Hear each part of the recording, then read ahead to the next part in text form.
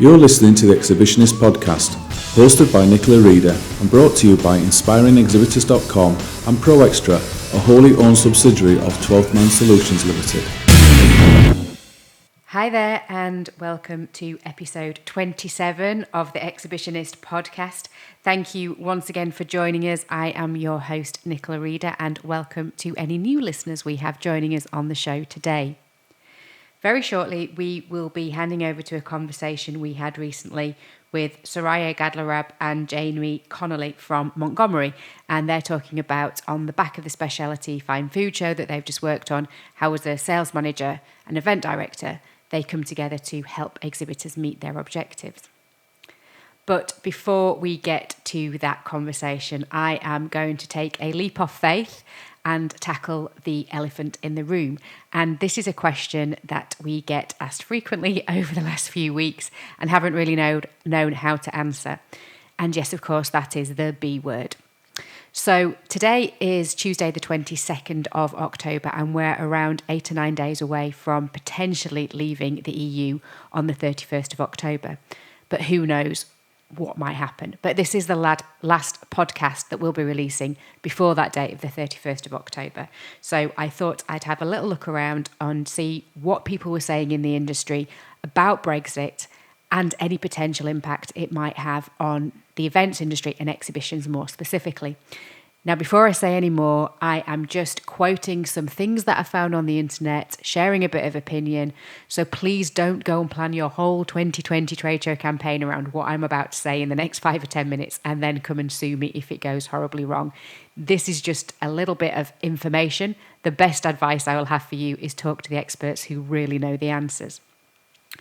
But I guess from everything that I've read in terms of Brexit, there are two really big impacts on exhibitions and events. Firstly, it would be about just the exhibition itself and that ease of movement of people and kit to get to an exhibition. And the second thing would be about servicing a market post-Brexit if you're going to go and exhibit somewhere within the EU. And I guess really the whole impact of Brexit will be felt by UK-based exhibitors who are potentially going to shows in the EU and looking to service markets in the EU. But it might also have an impact on international companies outside of the EU area who are looking to import and establish themselves in the UK, or maybe who even have exhibition kits on the continent that they use across a number of shows in Europe and are looking to use that in the UK next year. There might be some changes to how you operate to bring that kit into the UK. So I guess the first big thing to look at is that ease of movement of people and goods and equipment around the continent and around outside of the UK. And I came across an article by Astro Exhibitions written by Tom Oakes, who they work in the shipping and logistics area and stand building area. And we're talking about transportation really being one of the big issues and the increased time that it may take at ports to get things through. Things may be delayed because of that backlog of getting things through ports and airports and various other places, including yourself.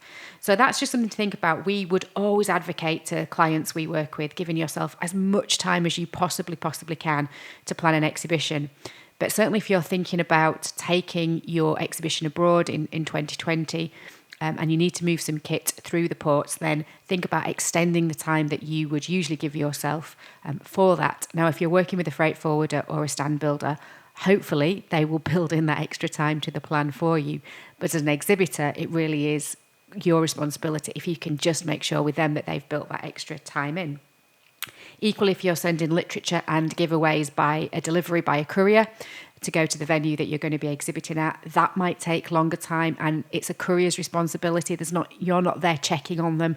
So just again, make sure that they have plenty of time. And when I mentioned about getting yourself there, well, we pass through EU airports really easily and quickly these days. So if you're thinking, yeah, I can land at the airport at 9 o'clock, I can be at the venue for 10 o'clock and set up and ready to go, actually, that you might just find it's a little bit longer to get through those EU airports. So maybe think about coming in the night before or just giving yourself a little bit more time to actually arrive than you would have done previously in case you get caught up at customs yourself. One other thing you could think about is if you're doing a lot of European shows, if you're moving from country to country or show to show on the continent, maybe think about storing your stand over there. It could be easier than bringing it back to the UK and getting caught up in any of those customs delays. So that might be an idea for you. The other big thing to think about is admin and paperwork. So obviously now we move fairly seamlessly our kit and equipment around the EU. And that might become more difficult based on tariffs, visas, certificates, documentation, legislation, all those sorts of things might change. And one of the things I picked up from Exhibit City News, they'd been writing an article last month about the ATA Carnet system, which hopefully will be some sort of collaboration between the World Customs Organization and the World Chambers Federation, which may permit the movement of goods in and out of a country without tariffs if they're going to come back out again within a year. So obviously that works brilliantly if you're taking a product or samples or anything to exhibit and you're moving it back out of that country within a year's time. You should be able to manage that through the ATA Carnet system, but the Chamber of Commerce is the place where you can get more information and purchase that from. So I think those are probably the main things that are going to affect exhibitors going out to events in the EU, or even international exhibitors bringing things from the EU into the UK, logistics and documentation. Thinking about how you service the market afterwards, well, we've got a client at the moment who's going through some regulatory compliance on a product that they're launching into the medical market. And at the moment, there's a set of rules that apply to them based on EU membership. They're looking at going to EU or European conferences and exhibitions next year. But actually, in this brave new world, potentially their product may not be licensed in those new markets. And therefore, is that exhibition still the right place for them to be at? Is that the right market for them to be trying to service if they've then got more legislation and more certification to go through that could take a couple of years before they can actually sell their product? So that might just make you think about how and where you're going to exhibit next year. And again, any tariffs and documentation. So is the product that you supply likely to be subject to any tariffs going into the EU next year? And what do you need to make customers in that market aware of? You may have had a pricing strategy all planned for 2020, but actually if you've suddenly got to start applying new tariffs to that and new costs for documentation and customs declarations, does that all add to the cost for the client and the pricing strategy? And again, just logistics and timelines in servicing that market. So where previously you might have said you can get a product to them fairly quickly, does that timescale change now? And do you need to make them aware of the realities of when that product's going to be available?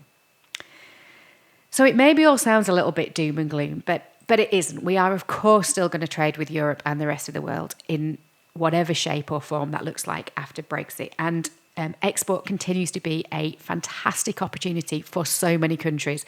And if you've got products and services that you know can sell around the world, then Brexit happening shouldn't stop anybody from doing that. It's a great opportunity, I think, and I'm not making any political comment about whether I support or don't support that, but there are still great opportunities to get out and trade with the world.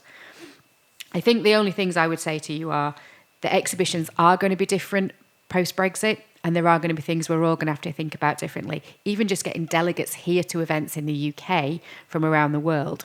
So it's going to be different for all of us. But what are the things that we can be doing? Well, definitely creating more time for planning for you and your logistics partner and your visitors and people you want to see. Just give everybody as much time as you possibly can to make sure that you've ticked all those boxes. Thinking about all those contingencies, so maybe more thought about, well, what happens if my product and my stand does get delayed at a port somewhere? What have I got in my back pocket that I could use instead? How can we minimise the impact, minimise the risk of any of those potential delays that we might face? So more stringent contingency planning. Being really honest about the follow-up and how quickly things can get done with anybody you're meeting.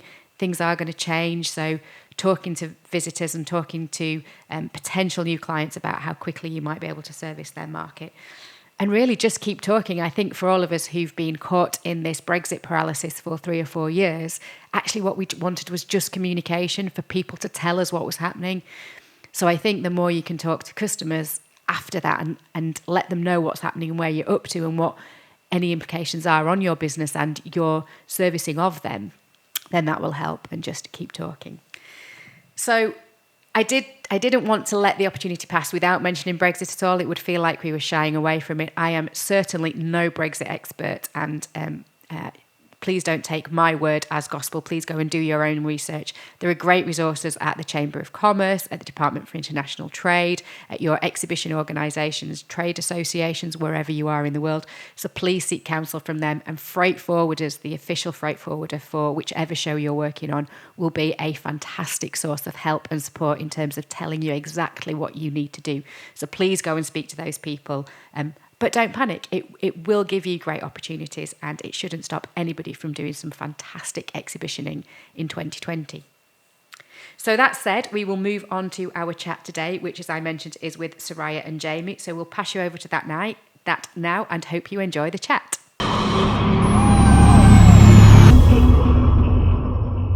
So on this week's episode of the Exhibitionist podcast, we are delighted to be speaking to Soraya Gadelrab, the Portfolio Director for Montgomery, and Jamie Connolly, who is Commercial Manager at Montgomery. So Soraya, Jamie, welcome to the show. Thank you very much for having us. Thank you for having me too.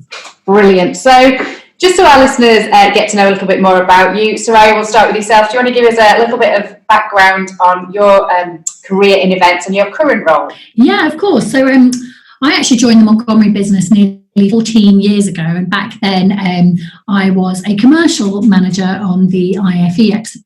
So I've kind of gone through the business over that 14 years, and what I'm kind of privileged to have been involved in is some kind of role on almost all of the events in the food, drink and hospitality portfolio, which I am now running. So I then became an event manager and ran the specialty and fine food fair for a number of years, and then as event director took over the Scott Hot and IFEX events, which are hospitality events in Scotland and Northern Ireland. And now my portfolio consists of all of the food, drink and hospitality events which Montgomery run, including IFE, the biggest food and drink event in the UK, HRC, which is the biggest hospitality event, which was previously known as Hotel Olympia, Specialty and Fine Food Fair, which we all know and love, IFEX, as I mentioned, in Belfast, and Scott Hot in Glasgow. So I have quite a lot to keep me going. All of those events fall under my direction, so lots to manage, but keeps you busy. Brilliant. Yeah, definitely a busy lady by the sounds of it there. And Jamie, your background and current role? Yeah, I'm currently the commercial manager, working specifically on specialty and fine food fairs. So quite a responsibility in looking after all endeavours which are attributed to this amazing event. Very, very proud to be part of the specialty kind of family. My background, I studied English literature at university, flirted with the idea of becoming a lawyer. Which I avoided, and then I kind of embarked on a career in the event space, fortuitously, really. Quite an extensive background in terms of some of the industries I've worked in. I worked in defence and security, and worked on one of the biggest defence shows in the world. Then also had a bit of a sampling of the oil and gas space. I also had 2 years at a startup in the prop tech space, so property technology, which was fantastic. Learned an awful lot from that in terms of myself, my ambitions, running a business, etc. And now been with Montgomery for just 2 years. So again, quite an extensive events background, but loving life here and very much loving my role on specialty. Brilliant. So a really wide sector background there, which is interesting, and I'm sure we'll talk about that more as we progress. But just to get us in the mood for some exhibitions, can you tell us what your favourite show has been to work on so far and why? So like one individual show in 1 year, rather than just saying, yeah, I love all the specialty fine food. What's the one show you've done that's been brilliant and why? Well, I have to be careful because if I pick one of my shows, everyone's going to be jealous that I've just picked that one as my favourite child. So it's a bit of a difficult one, but I think I can be honest here. I genuinely do love all the events that I look after. They're all in the food and drink and hospitality space, which is an incredible industry to be a part of. But I think my personal favourite event was the launch of Specialty and Fine Food Fair in Asia, in Singapore. Specialty is such a beautiful event here in London. There's an incredible community of passionate suppliers who are part of that, mixed with these beautiful independent retail buyers who come to find what's new and exciting, and how can you not love being a part of Specialty and Fine Food Fair? But for me, taking all of that and trying to replicate it in a completely different geographical location, different cultures, different palette, different buying cycles. So it was a really exciting opportunity for me to take this beautiful model of an event, but just help to tailor it for the market it was moving to. So I learned lots about the Singaporean food, drink and hospitality world, launched a pub, bar and restaurant event next to it because that's such a vibrant part of the industry over there. And it just was beautiful to look at something that I know very well, but through a different set of eyes in a different location. So for me, I think that's got to be the one, the launch of Specialty and Fine Food Fair Asia. Brilliant. And Jamie, what for you? I think this is a tough one, if I'm honest. I mean, I kind of want to, and I have to say speciality, and I'm working on it for 2 years now. It is generally a wonderful show to be part of. You'd go into that show, even if you weren't working on it, left with a sense of pride and just to kind of feel the international exhibitors, the heritage, the credibility, the premium products, very artisanal. What's nice also is that it's a lot of the smaller producers, they're startups. And again, leaning back towards my background, I worked in a startup for 2 years. So again, learning to build a bit of rapport and understand their ambitions and their aspirations and taking a shot at something. I think that's been a real privilege to be part of a speciality. Similarly, when I was involved in the oil and gas space, we launched small conferences across Europe, and I launched one on modular construction and prefabrication. And again, it was something that I didn't really know too much about to begin with, but got to know some quite friendly Dutch companies, and we launched a conference over there, which again, it was a small team, myself, a content producer, and an ops manager, and there was a lot kind of riding on our shoulders, and it was a real big success. It went on then to launch across other European cities and then over into North America. So I'd probably put those two on a similar pegging. Okay, brilliant. Well, great to get to know you both a little bit better through that. I'm sure our listeners have got now a better understanding of kind of your background and where you guys are from. And we've been talking quite a lot on the podcast recently about the balance between transaction and collaboration in the event industry. And I think there's some feeling that some event organisers sometimes only look at things from a transactional point of view. And I think there's a really fair challenge that says some exhibitors feel like they buy space and then expect the event organisers to do the rest of the hard work for them. So I guess we're really interested in your views on how do you feel the industry is developing in terms of balancing that transactional and collaboration. Obviously, you buy a space, you have to sell space. That's what you've got to do. How do you feel we're evolving? What position do you think we're at with that balance at the moment?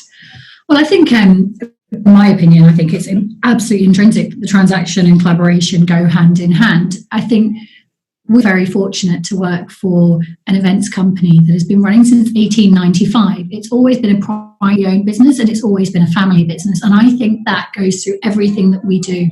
Decisions made here at Montgomery are never just about the bottom line. We can't shy away from the fact that we are a commercial business and we need to be successful. But for us, it's about a long-term sustainable business, and that follows through to everything in the event. So you cannot have a sustainable future of the business unless you are working collaboratively for the success of the suppliers that you're working with. So I think for us, it's very much comes down to that first interaction with anybody at the team here in Montgomery. If somebody contacts the team here and says, I'd like to book a stand at XYZ show, the sales team are trained never just say, yeah, sure, let me take your money. Thanks very much. Goodbye. The first thing they do is find out everything they possibly can about that company, their products, what they're trying to achieve, who they're targeting.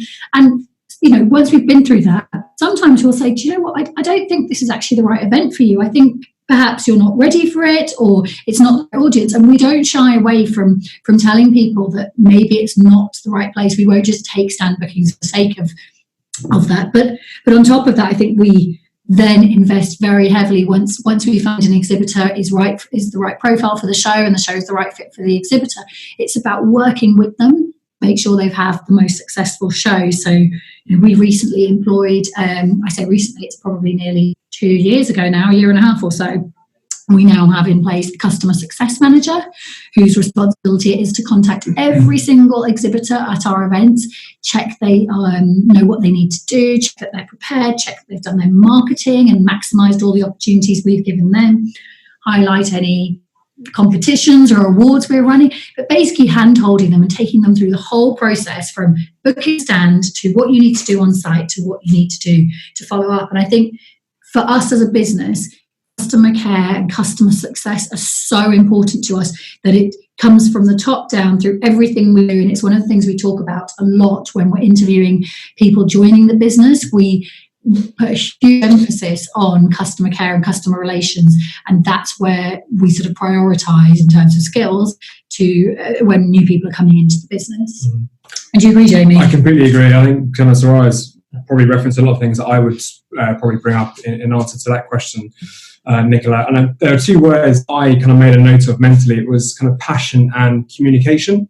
I think across Montgomery, you can see there's a real passion from everybody involved in, no matter what role they play.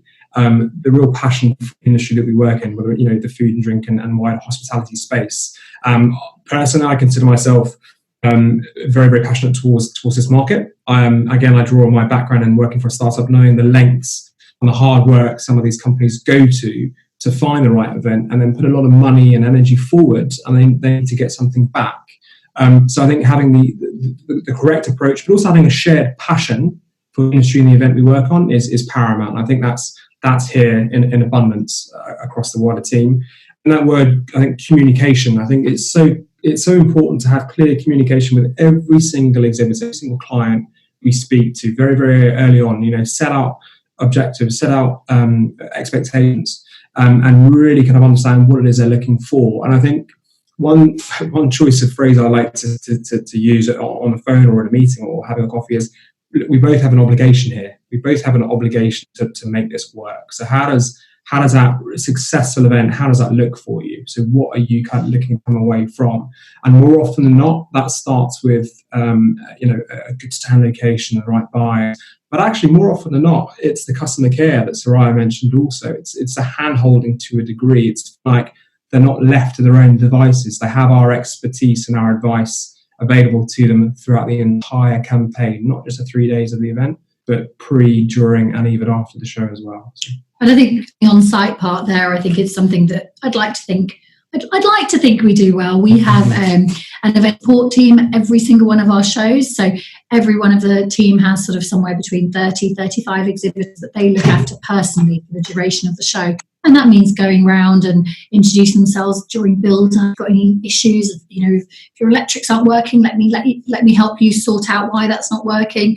Help all of the sort of setup, give advice. We've been there helping exhibitors build their IKEA furniture on their stands. We've helped them unload cars. Yeah. So we do what we can during build up to get them ready. And if that just means there's somebody on their own, they've done 10 trips to the truck to unload and they're exhausted, one of the team will run off and get them a cup of coffee or a drink, or just those little things that we can do to make life easier, especially for first-time exhibitors who've never done this before. And then throughout the open period of the show, that same member of the team still looks after that patch of exhibitors. So they're there every single day, walking around the area. If you need anything at all, I'm here to help. Sometimes exhibitors don't know the best way to pitch. Sometimes they don't know to ask for feedback. And again, the team are really well versed in sort of, advising, consulting them to make sure that they are doing everything they can. And I think that's one of the things we feel very passionate about. It's not just about bringing them to the show, it's about bringing them to the show and making sure we give them every single tool we possibly can to have the most successful event.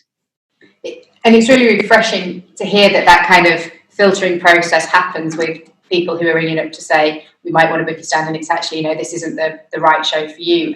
One of the things I wanted to pick up on, which I thought was really interesting, Jamie, from yourself, is about this kind of mutual obligation. And we certainly don't shy away from saying to exhibitors, it is not the event's responsibility for you to have a good show. You have to take some of that responsibility yourself. They can get people there, but how you engage with those people, how you filter those people, how you develop the right proposition that those visitors want to buy, that's down to you. The event itself can't manipulate that. So in terms of an exhibitor obligation, what do you think the exhibitor's obligation is? What is it that they need to kind of deliver from their part to have a successful show? Yes, I love talking about this because it's an area that we should be constantly looking, for strive for improvement and better end results for all involved. And I think having a really good understanding and a level of communication as possible in your working relationship is absolutely paramount. And I think first and foremost we have to set out expectations. We would love to work as closely as possible with every single one of our 700 producers and exhibitors. We would love to do that and take that very bespoke approach, but we can't, and that's physically impossible. However, the more information they provide us throughout the entire campaign, I think the more we can react accordingly to that. So, for example, are you launching a new product that's worth showing to our PR team? Have you just secured a new buyer? What sets you apart? What's your background? What kind of background can you draw upon that would make which would interest our wider community? Have you got previous experience of a trade show? What didn't work for you so we can avoid that? What did work for you so we can get a lot more of our attention in our proposal for this year on those things that are working? There are so many, we tend, if we can, to work to a bit of a mental script in terms of asking these questions. But I just think if there's a level of honesty and transparency and a real desire to understand what they're looking to do, I think that's a really good starting point. And I constantly say to exhibitors, if anything good happens, any good news stories, please share that with us. If we start learning about it, if we start using our extended marketing and PR resources, again, we're a community of constant learn and constant kind of looking after and helping out your peers, particularly within the specialty food and drink space. So the more information they provide us, I think we're able to affect a much better solution in the long run. Yeah, it's definitely that collaborative approach and knowing why you're exhibiting in the first place that gives an event team half a chance of helping you actually achieve that. So, Soraya, I just wanted to ask you, when we're often talking to exhibitors, they'll say, well, all a portfolio director or an event director is interested in is selling space and getting the money back on renting that hall, and there's nothing else that they're interested in. So I know that's very different, but what are your key priorities for delivering a brilliant event? I mean, like I said, we don't start from the bottom line. Yes, the bottom line has to be healthy, but it's not a starting point for anything. Our starting point is always understanding the communities we're working within. So in the case of specialty and fine food fair, we've got two communities, if you like. We've got suppliers of specialty and fine food, we've got buyers of specialty and fine food. So for us, it's about getting out there in the industry, talking to them, understanding what are buyers looking for. Are they looking for heritage, products that are sort of best of British, or are they looking for the next new thing? We need to understand what our buying community wants, and then we need to match that with what our supplying community can bring. So it's about getting right under the skin of the industry you're working within. I've been judging Great Taste Awards for the last 7 or 8 years. I've judged the Quality Food Awards. I go to so many different events around the world, whether it's food and drink events or hospitality, networking, and it's becoming part of the industry rather than a supplier to the industry who essentially just wants to come and sell to you, take your money, and off you go. We need to be part of the world we operate within, and that's why the way we're set up at Montgomery, we do have an art division, we have infrastructure, we've got building, but we work within divisions, and the division that I head up is all food, drink and hospitality. So I've been working in this for 14 years and feel, yes, I work in the events industry, but I also am part of that food and drink community, and it starts from there and then delivering solutions that actually suit their objectives rather than delivering solutions which essentially help their bottom line. If you do it right, the two go hand in hand and you have a long-term sustainable future. Yeah, absolutely. And Jamie, from the commercial side, what would you say your kind of key priorities are in delivering a brilliant event? So I suppose the first key priority that I, again, made a mental note of is making sure we've got the perfect blend of exhibitors. So the perfect blend of exhibiting companies and partners and sponsors to really excite, entice our buyers and our visitors, and just to show that we're a show that really understands our messaging, understands our narrative, understands our community. So I think for me that's a real kind of starting point. The show over the last few years has had a kind of curation process, making sure that we are working with the right brands, which are going to I think, look after both needs, both the events, but also the exhibiting company in question. And so I think that's the starting point. So the perfect blend of exhibiting companies to kind of represent, the showcasing of perfect produce. And then also something I've looked to put a bit more attention to the last year is applicable and new sponsors and partners, which may not have worked across the show previously, that can add additional value to all involved. Again, that's perfect for, obviously it contributes on a commercial front if you're looking at new sponsors, but it's another chance for us to really further enhance the specialty brand when we've got a new partner or a sponsor that have never really worked with us before, which are heavy hitters, which are our industry pioneers, which are kind of paving the way for greater trade success, for example. And I just think this year, as an example of specialty, we had a company that offered kind of tax relief for producers. In fact, I've worked with some of our previous exhibitors in the past at looking after their own commercial needs by showing them to be innovative and therefore getting a tax rebate which they can put straight back into further product development in terms of chocolate ingredients for this particular company in mind. So for me, that's two of the key priorities that I try and keep front and centre. So a really exciting blend of the correct exhibitors, and also some exciting new partnerships and sponsors to bring in every single year as well.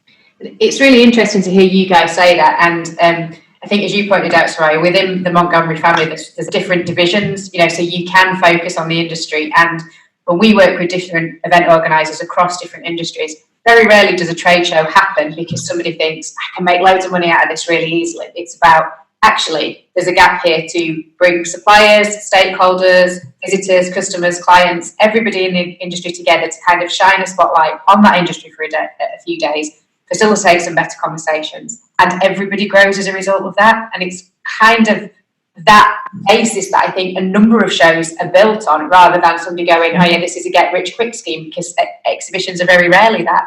Yeah. Well, I don't think we've been around since 1895 because we had a get-rich-quick scheme, because I don't think Absolutely. very long if we had. But I think it's as you said, it's about people with common objectives working together to achieve those goals. And as soon as people understand that's what we're all trying to achieve, it's almost like the sum of two halves is greater than the whole. We can all do it individually, but if we do it together, we will all have better success. And I think, just to add to that as well, is that word collaboration that's already kind of come up in this conversation. From my first specialty last year, after the show, you learned about how certain exhibiting companies in our discovery zone, which is just for newer brands, they started working together after the show, and that wouldn't have come about unless they'd been part of that same journey, that same campaign, that same edition last year round. And they benefited from it from an individual brand perspective, but the feedback we've gotten is that they've really developed and really kind of harnessed their market share just by working together. So collaboration is the why. Absolutely. It's the why we do it. It's the why we put on a show every single year come September. We want guys to collaborate, to work together, and us all improve and advance in some capacities. Yeah, absolutely. And it's great to hear you as an organisation do so much on behalf of exhibitors, and the support and the customer experience and the value that you add around that. What do you think exhibitors could be doing better themselves to get a greater, stronger return from your events and to really take advantage of all the things that you're providing for them? Yeah, I think okay, we can all look at what a traditional trade show. A traditional trade show is a meeting space for the suppliers and the buyers. But in 2019, I think that people visiting events want a little bit more than just a traditional trade show. So I think the word experience is probably the direction we're going in. People want to go and source new products, but they want to enjoy it. They want to feel like it's day out, want to learn something new. They want to feel like they're educated in what's new and what's on trend and what's going to be the trend next year. So it's about how we as organisers, but also the exhibitors, deliver experiences. So as the organisers, we put on content, whether that's in the form of seminars, workshops, chef demos. That's all part of the experience. Now, I went to an event last week, in fact this week, Maastricht in Holland, called BBB. And I have to say, it was a really refreshing event to attend, because I feel like they got experience down to perfection. From everything the organiser did, from your entry, when the show opened, a glitter cannon went off, there was music, dim lighting, so it was a really nice atmosphere, moving images of trees and birds singing on the wall, so you really felt like yes, I'm going to a trade show, but this feels a day out. But what I loved about it is you could see how well they had worked with every single supplier in that hall, so that the suppliers were also delivering experiences. So within about 15 minutes of me being in that event, I'd collected a postcard from one person, posted it somewhere else, which would mean that a tree was being planted in my name. I'd then gone to another stand where they had a hospitality set up and some cameras, and you kind of went and posed, and then you had this cool GIF that was emailed to you within 3 seconds. And you know, it really spoken to every exhibitor. What is it you're trying to achieve? Let's do something, some kind of activation, something more than I'm selling gin. It was all interactive, and I met the organizer and I said, wow, you know, these exhibitors are really engaging. And he said, we have spent years working with them, talking to them to get them to all understand this. The more they interact, it felt like being in a hall full of friends. And I'd never been there before in my life, but everyone was interacting with you. And I think the thing there, though, that can potentially scare exhibitors off is you think, well, that's all well and good for the big brands. They can afford to spend money on fancy activations. We're just a small company, especially in an event like Specialty and Fine Food Fair, where we've got so many startups. But there are ways of doing it. So there's a lady who was selling a caramel liqueur. That's all she was selling. But actually her stand was set out with the beautifully designed dining table with 4 place settings with the small shot glasses and the bottle in the table. Now, I didn't know what she was selling at first. I could just see this beautiful setup, and it wouldn't have cost her very much. It was a dining table with 4 place settings. But what she did is, instead of having a shelf which was just full of her bottles of fuel, she set the table, because it's supposed to be digestive, so she wanted people to see it in situ, how you drink it at home or at a dinner party. And that wasn't expensive for her to put together, but it just took it away from being a shelf full of product to something where I can picture myself drinking this product. And I think it's about being creative and thinking about how you can bring your products to life and interact with the audience without it breaking the bank. So that's my piece of advice. Oh, that's very nice. I think for me, there's also having in the back of your mind, having something that's really going to, wow, we want something memorable every single edition of the show. We have a real opportunity, and again, I refer to Specialty because it takes, you know, a lot of my time and efforts. But we have this gathering of 3 days in September, and it's in everyone's diaries nice and early. But for me, we have a real obligation, particularly we just had our show, so already we're looking into 2020 and all these exciting new plans and developments and things to consider. We need to have that. We need to have a wow factor. We need to have the what's new, what are you introducing next year, what's unexpected, what's going to be the talking point throughout the entire campaign. You know, is it a new partnership that's allowing us to have a touch point outside of our confined space of Olympia in September? Is it something we're looking to do as a seasonal pop-up or a seasonal activation? So things like this really interest and excite me, as to let's put something out that people are just not expecting from our community. And Soraya mentioned the word experience and experiential. We all know these words, but putting them into what has historically been just regarded as a trade show is a real opportunity for us. You know, people consider trade shows maybe not as being as engaging as some consumer shows. I disagree. I completely disagree. I think we have, again, I use that word opportunity, we have that in full knowledge of if we appoint the right partnerships, if we work with the right regional pavilions, if we work with the right international partners of ours, we can do just that on small little pockets across our entire show. Whether it's something like a sensory zone where you're engaging people's senses, you know, blindfolded tastings and what have you. There are so many opportunities for us to continue working towards each edition, and I'm already looking forward to 2020. And it's brilliant to hear those examples of bringing things to life in a way that's relevant for you. And I think some people might say, oh yeah, but it's really easy in food and drink. You can create smells and tastes and sounds. But we've shared today on LinkedIn an example from, I think it's a construction show, where there was a barking dog outside a window, but the window was a TV screen, and somebody was pretending to open the curtains, and then the bloke behind it was naked and singing, but it was part of a building construction show. And it was just this kind of, you know, you greet with these curtains opening, somebody singing behind it, half naked, dog barking in the garden. And it's like, oh, that's what our home's like. And this is what our glass is doing as part of that home, as part of that window. Okay. So I don't know all the details, but it's just one that really caught your eye straight away. And it's like, there is something relevant, even if you're in building or fenestration or nuts and bolts or, you know, widgets, there is something interesting about and relevant about your product that you can bring to life in an unusual and engaging way. So I love those examples. And I think something to touch upon there is, again, like, it's memorable and it's a bit of fun. And I think if you can look to inject a little bit more into that across a show that's 3 days long, I think you're onto a winner. So I love the idea of that. So you're obviously just passionate and excited, both of you, about everything to do with exhibitions, which is brilliant.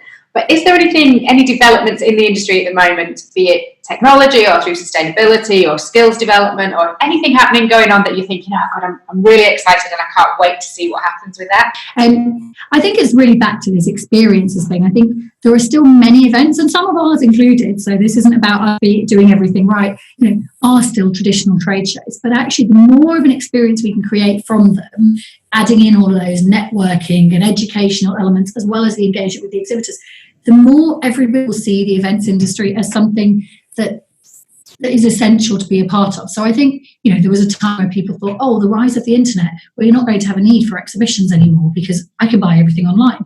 That's true, but you can't touch, taste, smell, feel, just talk to the supplier, talk to the producer and understand everything. So there's still something to be said for face-to-face, there's something to be said for people meeting people. But actually, let's just make that much more meaningful for 2020 and beyond, instead of just a 2x2 stand, a 6x4 stand. What are we doing? We're having many interactions with different people, with different products, with different education, with different experiences. And sometimes, you know what? Sometimes you can just do something because it's fun and it's nice to do. Not everything has to have a business angle. And I really stand by that. It's important because they're the things that will be memorable and will make people think, you know what? I had such a great day out. I'm going back next year. Absolutely. And I think one thing that really excites me is the constant need to develop and innovate, which is really coming through. I think that's regardless potentially of what industry you work in, but obviously we're privy more to food and drink. So it's that constant striving for, seeking excellence or seeking an improvement of the product category that you own and you understand, and you're pushing boundaries. Low and no alcoholic drinks, for example, it's not necessarily new, but it's interesting. It's being almost kind of conscientious to a market, to a new generation, and it's leading sales in that regard. Food of the future, kind of a friend of mine launched a business that's kind of purely plant-based. Again, nothing new, but it's taking a lot more attention away now from the market for good reason. Vertical farming, something that again really intrigues me personally. And sustainability. I think sustainability is going to be at the very core of how our show, and I'm sure many, many others, can develop, learn, and promote their own, promote their own thoughts about where the industry and where the event should go. So, yeah, for me, what I'm really excited about is the constant innovation, always the new brands and new products that we have knocking on our door, and again, something that means a lot to me is sustainability. So you mentioned there sustainability, which is often talked about as a really big challenge for us as an industry. Anything else in terms of challenges that you think we're facing over the next 5 years? Well, let's not shy away from the B word. I couldn't say for a second that the events industry or the food and drink industry are the only industries to be affected by it, but I just think the amount of uncertainty out there is really having an impact on the event sector throughout. If there are suppliers looking at potentially entering the UK market, now's probably not going to be the time they're going to take that decision. If you've got people who have been interacting with the UK market, maybe it's their strongest market yet, maybe they're going to focus elsewhere. So I think it's unfortunate, but from an international inward direction for suppliers or buyers, the UK market just isn't everybody's focus. Quite understandably, we need a decision, whatever that decision is, so that we can then move forward. That said, I also do think it can create opportunities, and we're seeing some of that coming through with some of the nations outside of Europe that we haven't traditionally worked with, who are now looking at the UK market as somewhere that perhaps will be looking for supply chains outside of Europe. So there could well be upsides. The problem is nobody knows anything. So until we have some certainty, it's going to be tough. I think on the Brexit thing, you're absolutely right. I'm just going to quantify with that by saying we're recording this on the 10th of October. So at this point, we do not yet know when this goes out. We might have had a decision or the fingers crossed. But yeah, absolutely. At this point in time, the uncertainty is really difficult for so many businesses. Exactly. And I also made a note of that awful B word, so I won't spend too much time focusing on that. One other thing I just made a note of, maybe this is the cynic in me or the old man. Just I suppose like modern technology and maybe kind of the need to get online and accessibility and things like that. I know we rely on getting online and looking on a website and I've had kind of buyers say to me that they spend a lot more time engaging on social media and things like that about finding someone to approach and to have a conversation with. But I just want people to really understand the power and I suppose the authority that a gathering for 3 days, i.e. a trade show, an exhibition, can really warrant and can really generate. So for me, I look at it as a challenge, but again, it's an opportunity. We're aware of what we need to overcome and what we need to improve on. But I just want people to always recognise, and again, it's our job to always ensure this, but I want them to recognise how great these days can be for many, many reasons, whether it's to help with trade and business relationships, again, educational perspectives and all the above. But yeah, so that's one of the challenges I'm wary of. And it's definitely the more and more evidence coming through saying people are looking for face-to-face experiences to complement their digital presence. Nobody's saying people are moving offline completely, but actually they may be seeking more of a balance than we have done in the past. So long live exhibition. So if you guys could inspire one change in the industry, what would that be? Okay, mine is going to be around sustainability. I think exhibitions are seen to be very wasteful, and to some extent they absolutely are. You kind of build all of this and then tear it down for after 3 days, 4 days, and it can seem incredibly wasteful. What I would say is, saying that if you use something like the standard shell scheme solutions that we use, those are used, hundreds of times for hundreds of exhibitions. So at least we know they're being reused and reused. The one thing I have an issue with is carpet. Every venue we hire has no carpet, and we put in the carpet to suit our brands, to make the show look finished and beautiful. But really, is it worthwhile laying down carpet for a 3-day show simply to be ripped up and then thrown away? I say thrown away, it is recycled, and we do always buy recyclable carpet. But what if we just didn't have carpet? I'm not going to lie, venue floors are not the prettiest floors. They're a little bit ugly, but we're only going to walk on it. So do we really care?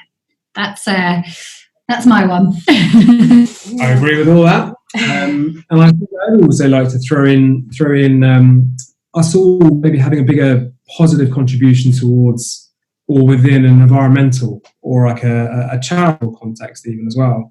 I think one thing at Speciality, we work with City Harvest, and I made a note of this stat actually.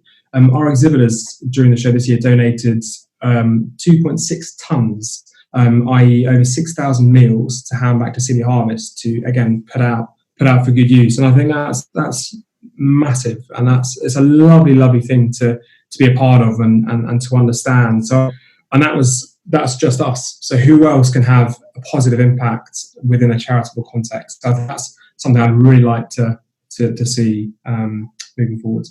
Yeah, hugely positive impacts on the local community, and that's the bit that I think maybe as an industry we don't PR enough and strongly enough about all the good stuff we're doing. And just in terms of education, how much time do we give to graduates or interns or people looking for work experience to come and get those live experiences to complement their studies? That's giving back. There's a lot of really good things that we do in the industry that we perhaps don't shout about. So thank you both so much for your time today. It has been brilliant talking to you. I am going to finish by saying, of course, when I ask you this question, you will both go, well, it's Speciality Fine Food or one of your own shows, but excluding your own shows, which are, of course, the best ones to work on.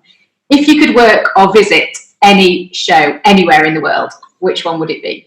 Okay, well, I'm going to say the BBB event I visited in Maastricht this week, because I feel like they're really doing something unique and special, and it was so refreshing that it just sort of made me open my eyes. I felt very inspired, so I think it's going to be BBB Maastricht. I'm not going to choose one particular show.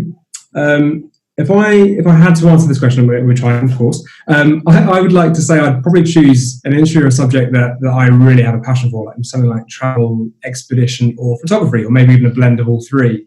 So that would really excite and interest me. And if I had to choose a destination, I'd probably go somewhere in South America because I haven't yet been.